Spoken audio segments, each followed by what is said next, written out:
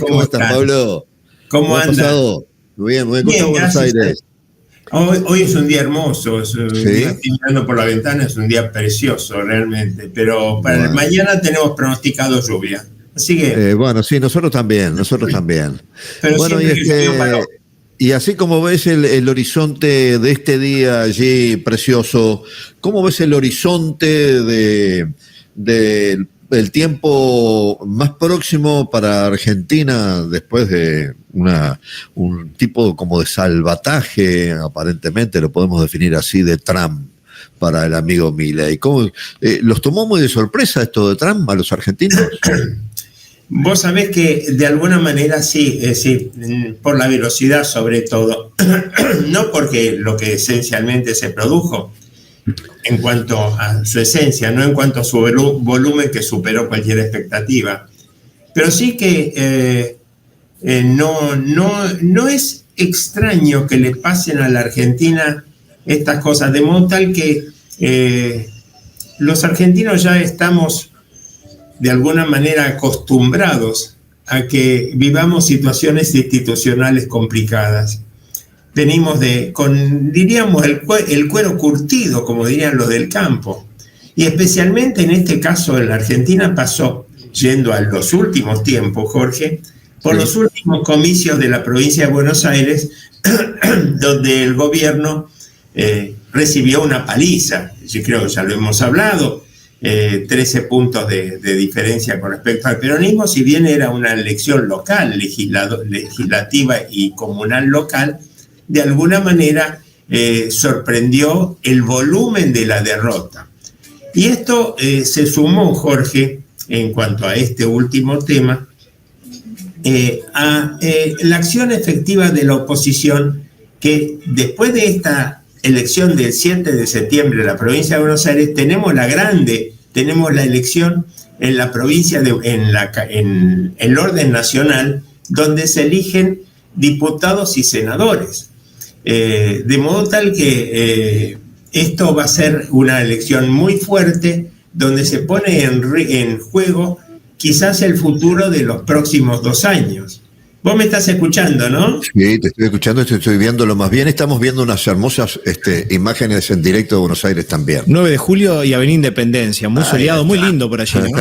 Sí, es lindo, es lindo, es lindo. Pero de cualquier manera yo extraño Punta del Este. Pero Sí, de cualquier... bueno. Y Punta del Este te extraña a ti a esta altura. Está preguntando por ti, Punta del Este. Así que, bueno, pero de eso hablamos antes del cierre después. De eso hablamos antes del cierre porque estás demorando mucho en venir por acá. Me parece que le vamos a pegar un tirón de oreja a cualquier momento. Pero después hablamos. A ver, sí. Y entonces te decía que hay en este clima revuelto que tiene la Argentina y el cual no estamos para nada desacostumbrados, hay una acción efectiva de la oposición ante la inminencia, falta un mes para los comicios del 26 de octubre, y aparte falencias propias. Lo hemos hablado muchas veces, Jorge, las falencias propias del gobierno son casi escandalosas, porque se le puede achacar a su inexperiencia, a su impericia también, no solo inexperiencia, porque uno puede no tener experiencia, pero puede tener pericia.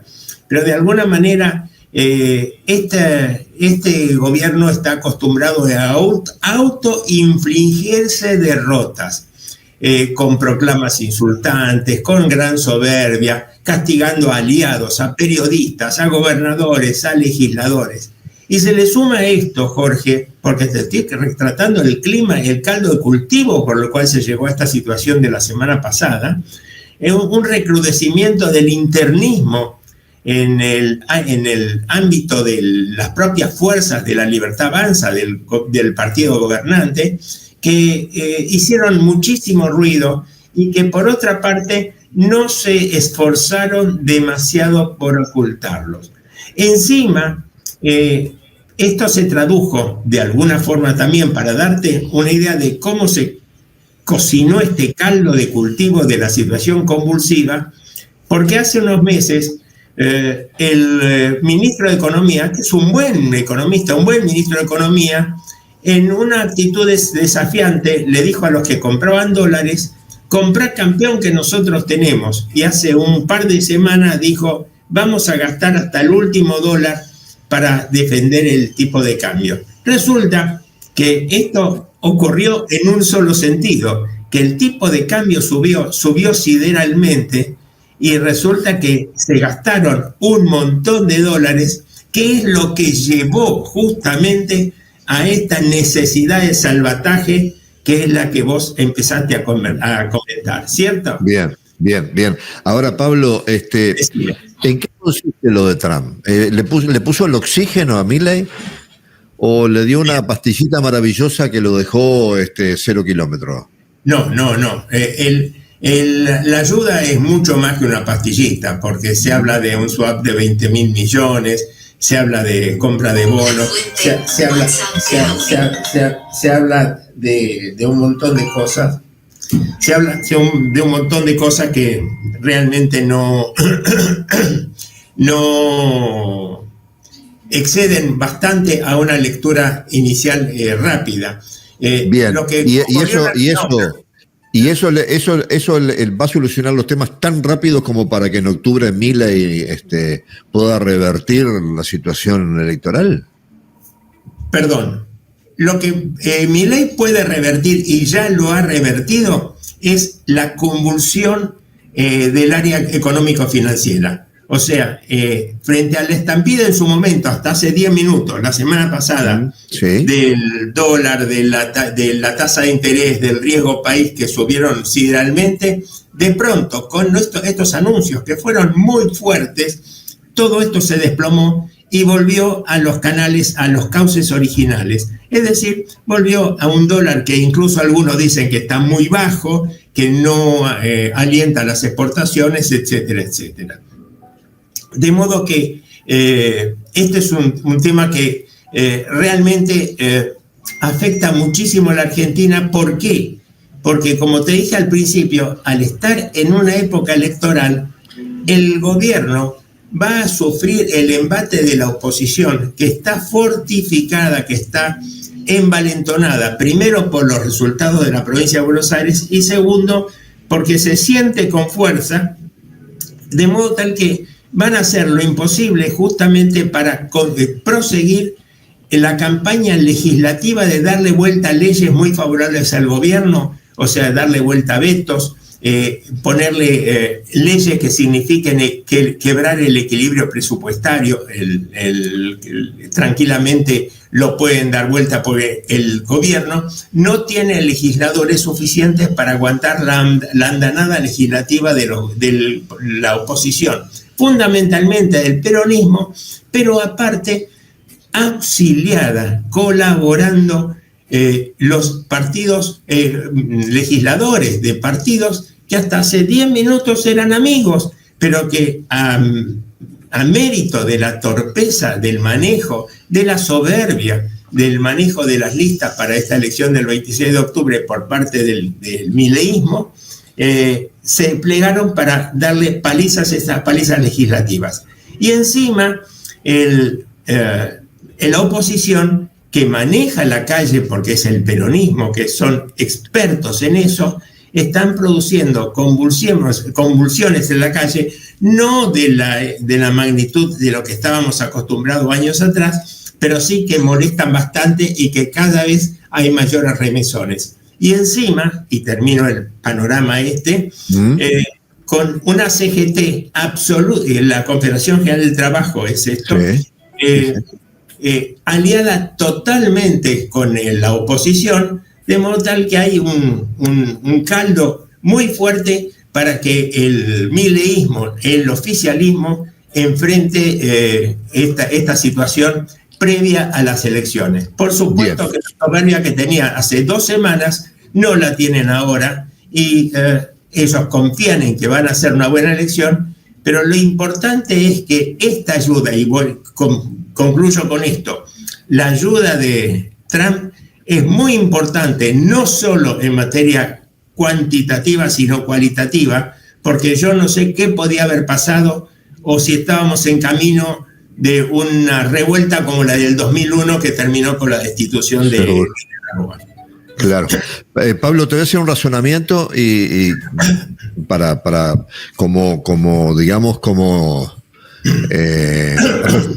reflexión para saber tu opinión.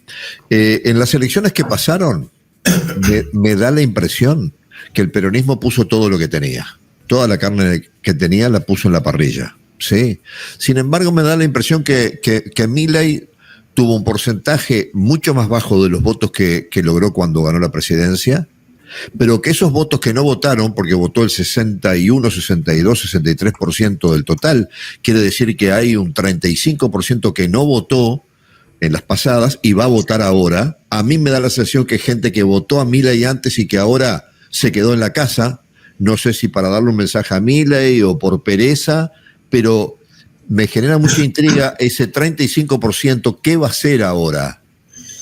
¿Te parece a ti que ese 35% vuelve a la urna y básicamente de muchos jóvenes a darle el voto a Milei de vuelta y de alguna forma le da el triunfo nuevamente, o que de alguna manera ese 30% puede quedar entre votos en blanco, anulados y por qué no dispersos por ahí? Tu análisis es correcto, tu reflexión es correcta en cuanto a ubicar el eje de la discusión. Obviamente ese 30 y pico % de ausentes, muy poco voto en blanco, pero mucho más ausencia. Sí. No se va a dar en esta elección. No se va a dar en esta elección porque la que yo te digo de septiembre fue una elección provincial y comunal. Esta es una elección nacional que se juega mucho más y los partidos se juegan mucho más. Presumo casi con seguridad que no va a haber este nivel de ausentismo. Y por otra parte te digo que el peronismo tiene sus votos más o menos agarrados con uñas y dientes. Es como votar a la mama, como decían en el campo, ¿viste? Tienen el colchón. Tienen el colchón, ¿no? Los que votan al kirchnerismo están y van a estar, y especialmente porque tienen un gran dominio territorial, ya sea por parte de los gobernadores como por parte de los intendentes. De modo tal que, de alguna manera, eso que vos decís, de que los ausentes que vuelvan a votar en esta próxima elección, que se supone, yo supongo que entre la mitad y 2/3 de los que no votaron en esta última elección van a votar en esta. Y, por supuesto, también creo que por lo menos de los que vayan a votar, 2/3 de esto deben ir a votar por el mileísmo. De modo tal que esto no les asegura un triunfo, ni mucho menos. Pero, obviamente, la elección de la provincia de Buenos Aires no es reflejo, porque es una elección local que se juega en intereses locales. Y acá hay intereses locales, pero en el orden provincial, cada uno con su historia, cada uno con su manejo y con su direccionamiento político. ¿Y los gobernadores cómo vienen? Y de pronto, lo que el mileísmo había hecho, que era tener algún atisbo de diálogo con los gobernadores, cuando hace un par de meses, no más allá de 2-3 meses, se sentía envalentonado, los despreció, los destrató y los tiene en buena parte en contra, pero frente a esto también tiene una ventaja posible para aminorar la pérdida el gobierno, que es que enfrente del gobierno está el kirchnerismo, de modo tal que los gobernadores que no están adheridos al kirchnerismo van a decir, bueno, los dos no son demasiado buenos, pero en una de esas el menos malo es el gobierno. Ahora, yo te escucho y da la impresión que Milei, los principales enemigos de Milei son Milei y la hermana. Es una cosa medio rara, ¿no? Parece masoquismo eso, ¿no? Y nosotros dijimos, Jorge, justamente en cada oportunidad que nos encontramos, de los tiros en los pies o los daños autoinfligidos. Claro. O sea, directamente, y sobre todo ya dejemos de hablar de la soberbia, del estilo, del insulto que acostumbra a usar Milei para referirse a propios y ajenos.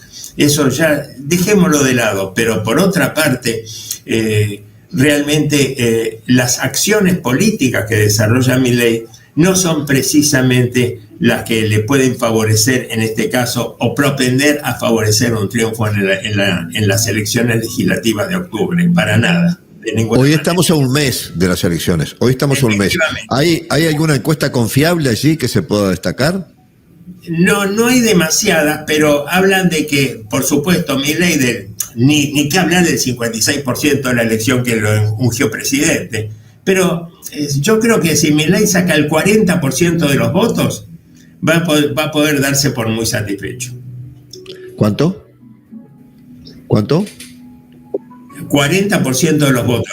Yo estimo que puede llegar a tener el 40%. Si tiene el 40% de los votos, va a darse por muy satisfecho. Especialmente, y pienso que esto es absolutamente asequible, porque por el otro lado, de no hacerse esto, los gobernadores saben que no tienen demasiada confianza en lo que puede hacer un parlamento muy, muy, muy armado, muy gobernado por el kirchnerismo.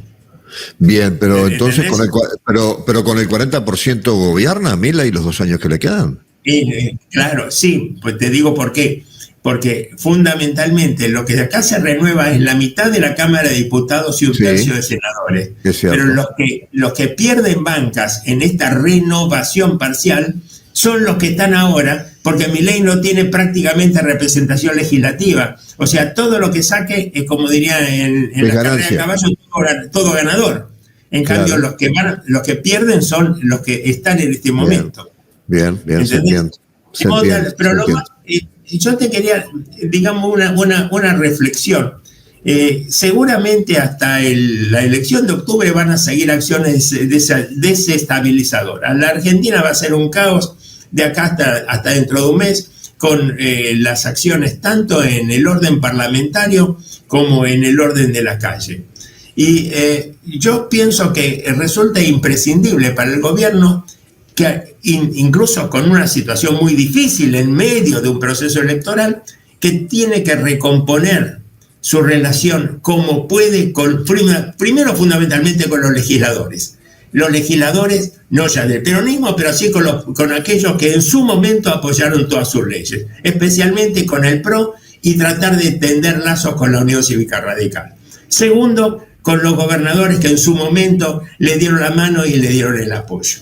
Y en este caso, la gente de a pie, los que miramos de afuera y no tenemos un rol político efectivo, vemos que este casi milagroso apoyo que logró en Estados Unidos Milei con esta ayuda de Trump y compañía, párrafo aparte para el secretario del Tesoro de Estados Unidos, Scott Bessent, que prácticamente le dijo que más o menos era Dios cuando hablaba de Milei.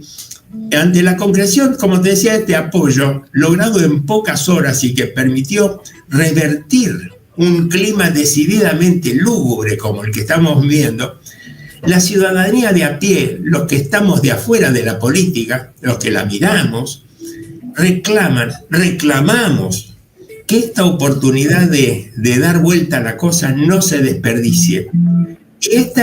¿Cómo se haría para no desperdiciarla? Es inútil pedirle al populismo que abandone sus prácticas desestabilizadoras. Esto es absolutamente impensable.